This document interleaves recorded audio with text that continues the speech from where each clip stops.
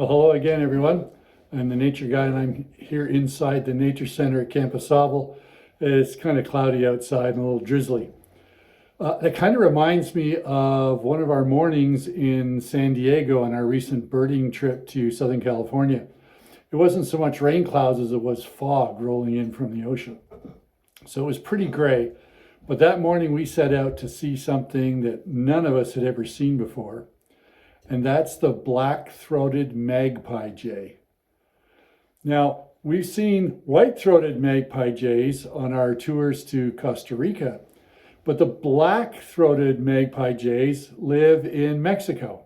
And normally, they live on the Pacific slope of Mexico, about central Mexico.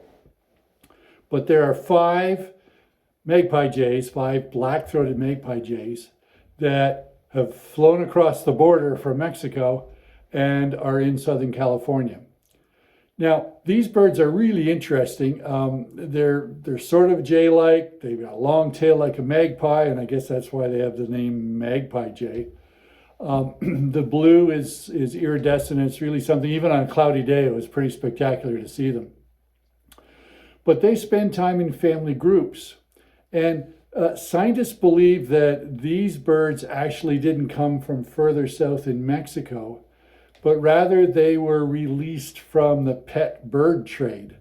And in Mexico, that is quite an active thing. And Tijuana has bird stores where you can get these birds, magpie jays, even though their tail's 20 inches long, they're a big bird.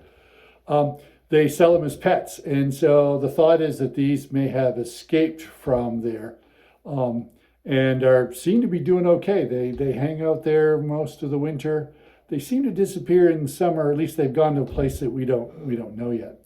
But we trucked out to this location, and sure enough, not too long after we got there, this raucous crowd of five magpie jays came by. And it showed us something. They do work in family groups.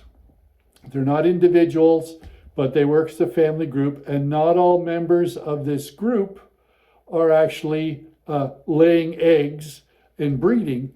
There's a alpha male and female. I don't know if they call them that. That's what they do in wolves, but there's a male and female in the group, and the others help tend. They help build the nest. They help feed the young. They're good alarm systems all around to watch for predators. So the group functions together, even though they're in this place that they're not supposed to be. So there's a lesson we can learn from the magpie jays.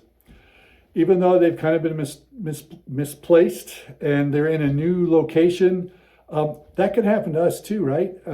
Jobs change, schools change, families move, and it can be kind of difficult at times. But let's remember, like the magpie jays, they act as a family. They help each other out. They make a home wherever they are, even if it's not the home they were used to.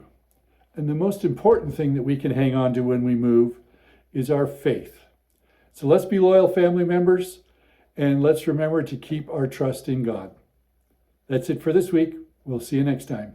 Bye-bye.